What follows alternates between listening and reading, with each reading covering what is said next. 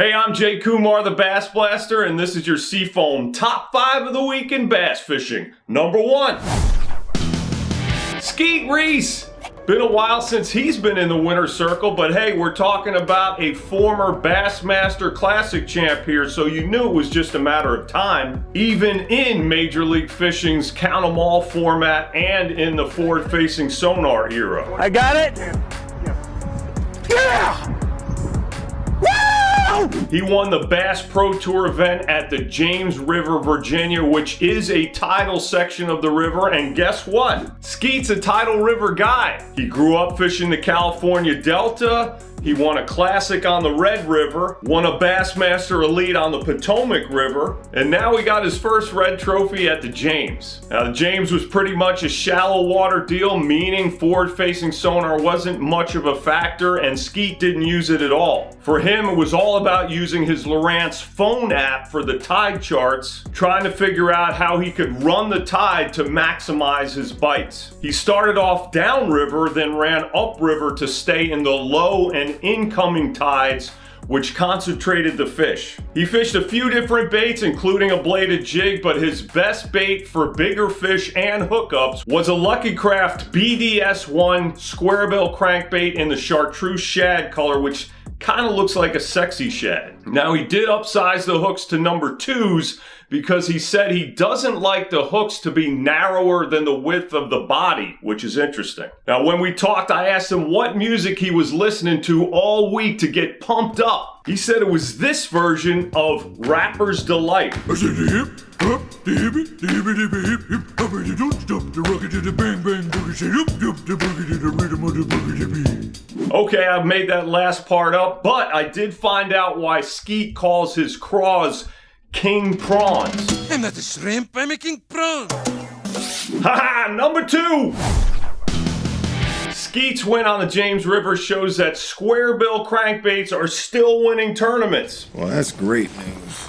That is good news for shallow water guys who have too much ADD to fish slow, myself included. Now, if it sounds like it's been a while since the last major win with a squarebill, well, the last one that I could come up with was Alton Jones Jr. on Lake Fork in March 2022, that Bass Pro Tour event. Now, he fished a custom-painted Berkeley Square Bull crankbait that he got from Jordan Lee. In 2021, Wes Logan won the Neely Henry Bassmaster Elite, fishing a couple square bills along with a couple other baits. And a square bill was one of Lee Livesey's winning baits when he won at Fork also in 2021. Now, square bills actually have factored into a bunch of wins over the last few years for guys like Jordan Lee and Patrick Walters, and before the forward-facing sonar era for guys like Takahiro Omori, Ott Defo, Kevin Van Dam, and many others. Now, the point is, it's still winning even in the forward-facing sonar era, so if you haven't bonded with a particular square bill yet, now's the time, man. Now, I also got to mention that jerkbaits were playing in that James River tournament. Now, here's one of a few guys fishing it. That's Spencer Shuffield with the Yozuri 3DB 110. But other jerkbaits were playing too, like the new Rapala Maverick. Now, I don't follow every James River tournament, but I sure do the big ones. And I could not find in any kind of recent history where jerkbaits had played ever on that river. So is it live sonar, or is it the realization since live sonar and Hank Cherry won 2 back-to-back classics on a jerkbait that jerkbaits are more of a year-round deal now? Say yes. Yes. Yes! Number 3! I am a machine. Japan's Taku Ito was a machine on a very hot and very tough Smith Lake, Alabama. I mean tough when it came to getting bites from anything except spotted rats. Spotted bass. Now, a lot of small fish meant super tight weights like this, where just 1 ounce meant the world, man. That's why at times it looked like a balance beam festival out there. At least one point on the final day, Taku took about 5 minutes to carefully balance beam all his fish, which in most tournaments would be a crazy waste of time. With the heat and every ounce ultra important, fish care was a huge deal, including fizzing spots caught out of deep water. Taku caught him better than anyone, of course, but it was back and forth with Tennessee's Robert G on the last day, till Taku pulled away after catching this mega spot. Oh my god. My gosh. Oh my god. Whoa. Holy My cow, wait. Holy. Now that's why he called Smith Lake. Spotted bass. Disneyland. Oh. How did he catch a few bigs and ultimately pull away while everybody else was grinding for ounces? One reason, he said, was that a storm front came through the last day and fired his fish up. The other reason goes like this. There's a lot of things about me you don't know anything about, Daddy. Things you wouldn't understand. Things you couldn't understand. Things you shouldn't understand. That's right, crazy Japanese baits. Number 4. In case you haven't noticed, I'm weird. I'm a weirdo. I don't fit in, and I don't want to fit in. Hey, if Taku's baits could talk, that's probably what they'd say. Because man, those baits look weird to us, and maybe even to the bass, but they're normal for our Japanese bassin' brothers. Let's check out his main baits at Smith Lake. First up is a 3.6-inch Nories Flip KO gill. When's the last time you Nico rigged anything that wasn't a worm?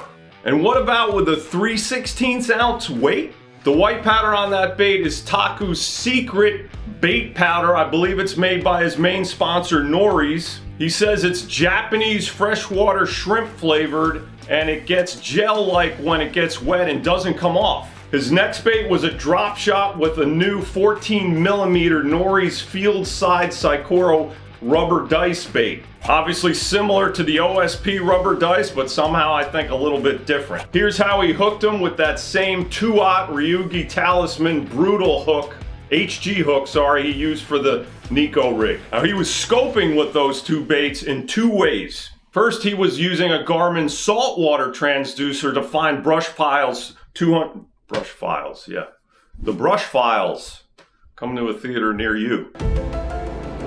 One is that he was using a Garmin saltwater transducer to find brush piles 200 feet away. Then when he found one at about 100 feet out, he would hit his bass brakes and look for big fish around the brush pile with his regular Garmin live scope transducer. He said it's a lot easier to pick out big fish around a brush pile or structure than if they're swimming. Now, last but least was Taku's secret spotted bass schooling bait, which he said he would not have outed except for the fact that he won this tournament. It's a discontinued Nories spy type bait called the Wrapping Minnow, wrapping with a W first. Check out that color. I mean, I'm no spotted bass expert, but that sure looks like a walleye or something colored to me. But I ain't gonna second guess Taku. Well, I guess the lesson here learned for us is, next time you're getting skunked or you need a big bite, just drop shot a spook or Texas rig a glide bait and hang on, man. And make sure you use enough of that powder. Number 5. All right, accurate or not, this is what some peeps think bass fishing has turned into. Not everyone thinks so, myself included, and for sure not Drew Gregory. Now, who's Drew? Well, he's basically the KVD of kayak bass fishing. The dude's won it all, including this year's Kayak Bassmaster Classic Championship. So what does he do that's different? Does he have massive guns for paddling and a quantum computer for a brain? Maybe. But the one thing that's for sure is that he fishes ultra shallow water, and I mean ultra shallow. Forget about pinging the deep with sonar, he's in water this skinny, ankle deep. So maybe stick that in your pipe and smoke it for a bit. Just smoke it, yo. Drew is a complete tournament stud, and he says he's fishing for fish he feels like no one else is. So get shallow. Don't stress about it, right, Billy? Don't worry. Be happy. That's all I got for you this week. Thank you for watching. Thank you, Seafoam. Go to BassBlaster.com or .rocks to sign up for the juice-filled BassBlaster email. See you next week. God bless.